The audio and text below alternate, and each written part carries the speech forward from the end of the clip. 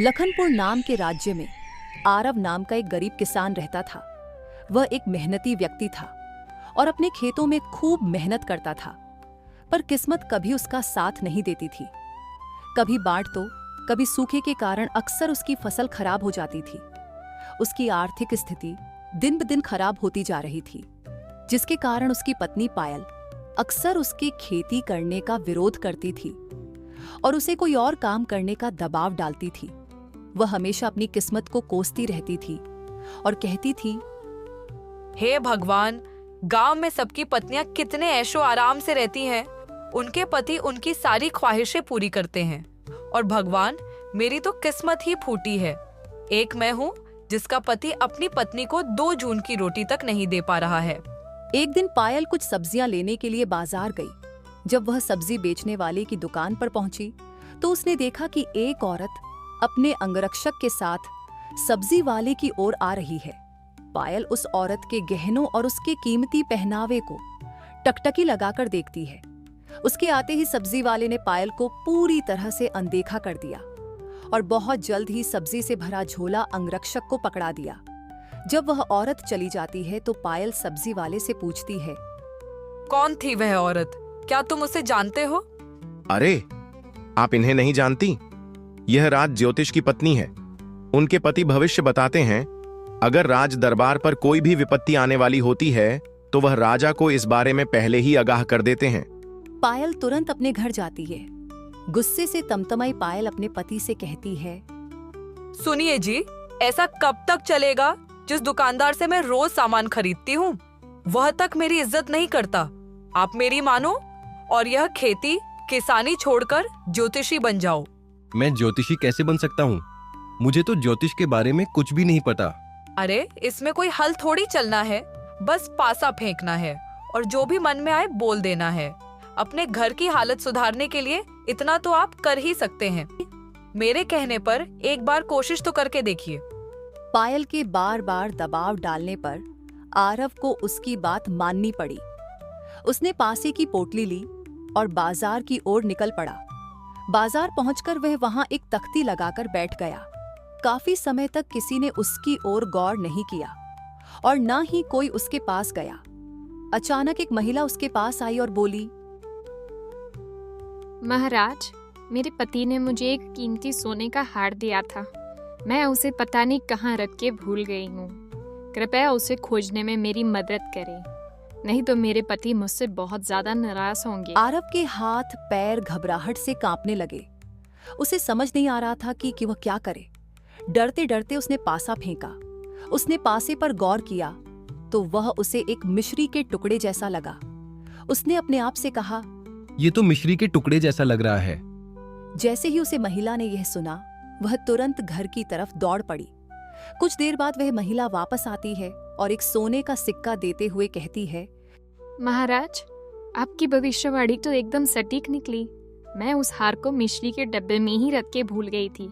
जैसे ही आपने मिश्री कहा, मैंने अपने घर जाके मिश्री के डब्बे में हार को ढूंढा और वह हार मुझे उसी डब्बे में मिला। आरव ने सोने का सिक्का लिया और घर वापस आ गया।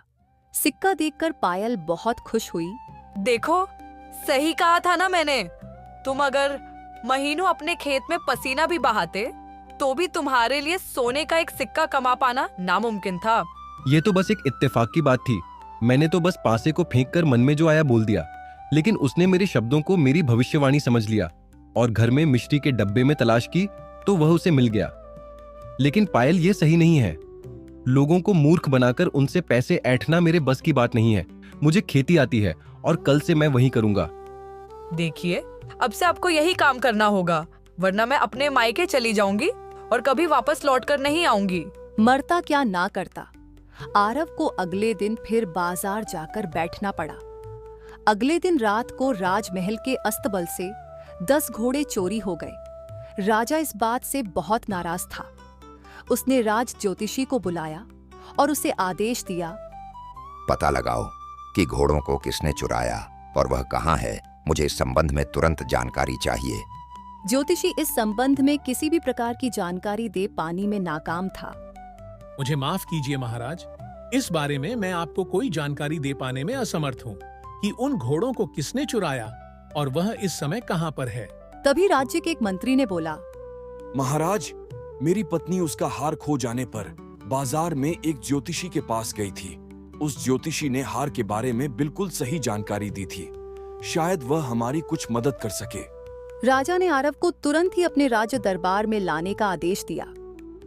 कल राजमहल के अस्तबल से 10 घोड़े चोरी हो गए थे। मुझे बताओ, उन्हें किसने चुराया है? वह हमारे सबसे बेहतरीन घोड़े हैं। यदि तुमने हमें उन घोड़े के बारे में बताया तो हम तुम्हें इनाम देंगे, लेकिन अगर तुमने नहीं बताया तो हमेशा के लिए हम तुम्हें काल कोठरी में बंद कर देंगे। राजा ने आरव को आदेश देते हुए कहा। आरव घबराहट से कांपने लगा और मन ही मन अपनी पत्नी पायल को कोसने लगा। उसे नहीं पता था कि वह इस तरह की मुसीबत में फंस जाएगा। उसने पासा फेंका और अपने दिमाग में कुछ गिनती करने लगा।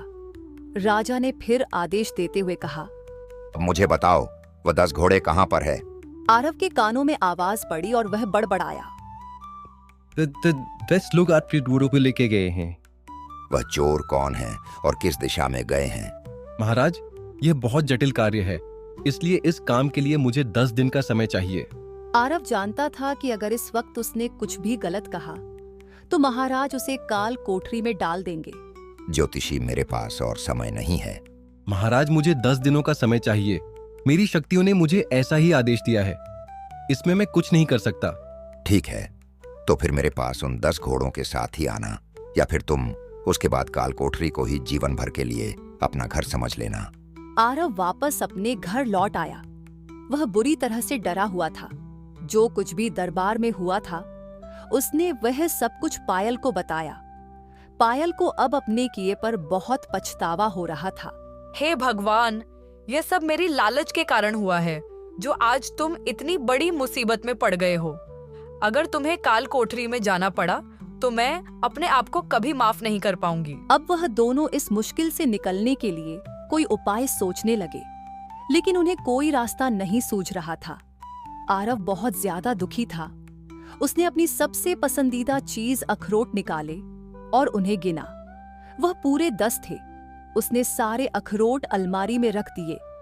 पायल, हो सकता है मुझे 10 दिनों बाद काल कोठरी में जाना पड़े, तो मैं चाहता हूं तब तक मैं हर रोज एक अखरोट खाकर अपने दिन आनंद से बिताऊं। 10 दिनों बाद मुझे राजा के दरबार में हाजिर होना होगा और उनका जो भी फैसला हो उसे स्वीकार करना होगा। असल बात तो यह थी कि 10 चोरों की टोली थी, जिसमें हर कोई एक एक घोड़े को राजमहल के अस्तबल से ले गया था। इस नए ज्योतिषी की खबर चोरों के सरदार तक राजा के दरबार में मौजूद उसके खबरी से पहुंची। उन चोरों के सरदार ने कहा, मेरे साथियों, चिंता मत करो। मुझे नहीं लगता कि यह ज्योतिषी हमें ढूंढ सकता है, लेकिन फिर भी अपने आप को सुरक्षित करने के लिए हमें 10 दिनों तक इन घोड़ों को संभाल कर रखना होगा। इस दौरान हमारे बाहर घूमने से हमारे पकड़े जाने का खतरा है। सरदार, अगर आप कहो तो मैं आज उस ज्योतिषी के घर जाऊं और पता लगाऊं। चोरों के सरदार ने अपने साथी को ऐसा करने की इजाजत दे दी। वह चोर रात में चुपके से आरव के घर के पास पहुंचा। इससे पहले कि वह खिड़की से अंदर झांक कर देखता, उसे कुछ आवाज सुनाई दी। सुनिए जी, आपके पास 10 दिन है, आप तब तक इंतजार करो। आरव ने कुछ बड़बड़ा कर कहा। आपने कुछ कहा? 10 में से एक अलग हो गया, अब बस 9 बचे हैं। इसके आगे की बात सुनने का इंतजार किए बिना चोर वहां से भाग खड़ा हुआ।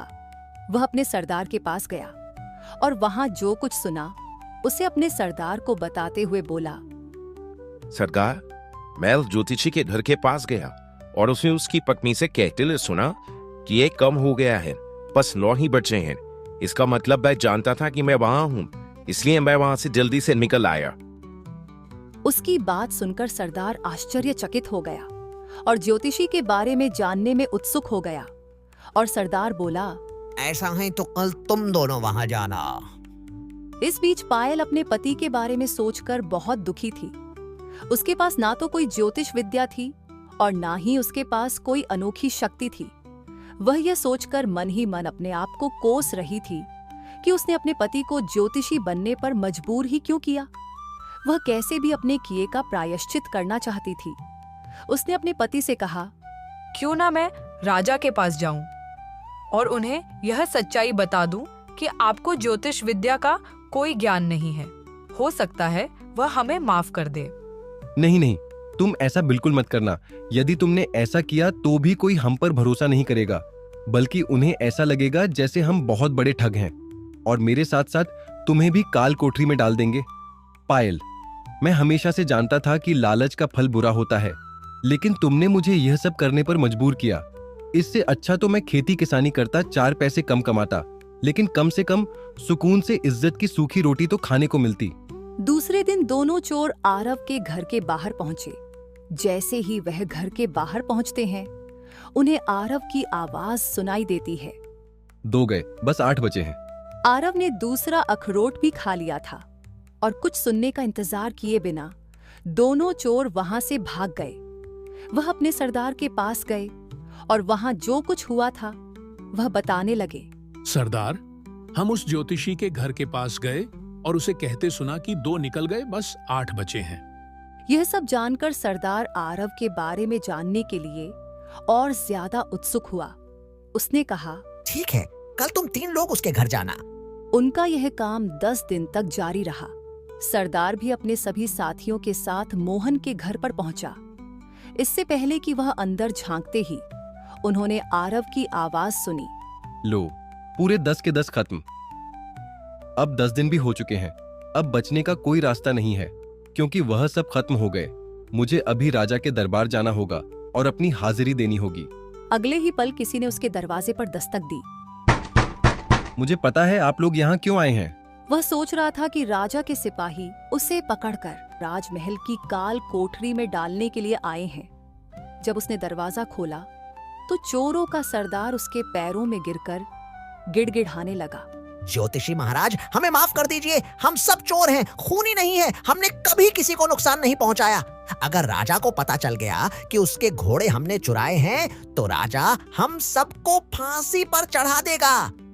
क्या तुम्हारे पास चोरी किए हुए सारे घोड़े मौजूद हैं?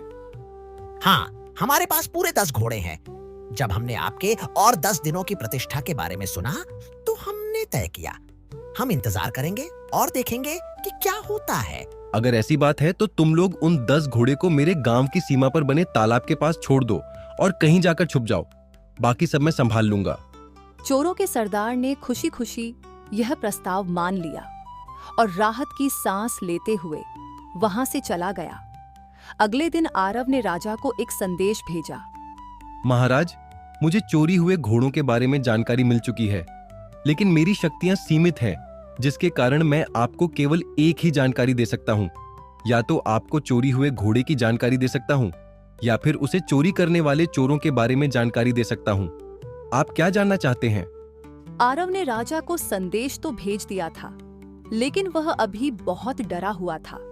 वह भगवान से यही प्रार्थना कर रहा था कि राजा अपने घोड़े के बारे में जानकारी पाकर ही संतुष्ट हो जाए और चोरों के बारे में उससे कोई जानकारी ना मांगे। उसने यही सोचते हुए सारा दिन बिता दिया। अगले दिन राजा ने अपना जवाब भेजा। मुझे घोड़ों के बारे में जानकारी चाहिए। आरव ने भगवान का धन्यवाद किया और राजा को एक और संदेश भेजा। मुझे उसका पता चल गया है और मैं अपनी शक्ति का प्रयोग कर उन घोड़ों को गांव की सीमा पर बने तालाब पर भेज रहा हूँ। राजा ने अपने सैनिकों को उसे जगह पर भेजा।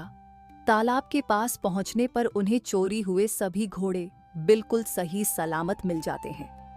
राजा अपने घोड़े वापस पाकर बहुत खुश हुआ और उसने आरव को अपने दरबार में आमंत्रित किया। वहां राजा ने कहा, महाराज प्रसन्न हुए। हम तुम्हें अपने दरबार में राज ज्योतिषी के रूप में नियुक्त करते हैं। आरव ने तय कर लिया था कि अब उसे दोबारा इस जाल में नहीं फंसना है। वह बोला, नहीं महाराज, मैंने अपनी सारी शक्तियां घोड़ों को खोजने में लगा दी है। अब मेरी सारी शक्ति समाप्त हो चुकी है और मैं भविष्य में ज्योतिषी के रूप में काम करने में असमर्थ हूँ।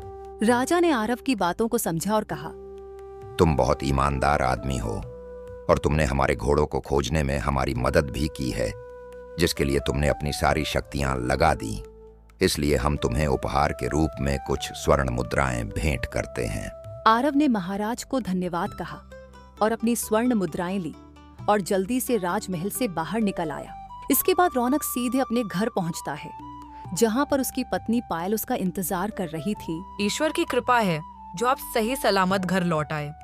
पायल, ये हमारे किसी अच्छे कर्म का फल था जो हम इतनी बड़ी मुसीबत से बच गए हैं।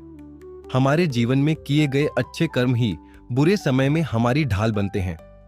इसीलिए अब से मैं किसी को धोखा देने वाला कोई काम नहीं करूंगा, बल्कि मेहनत और ईमानदारी से अपना जीवन जीऊंगा।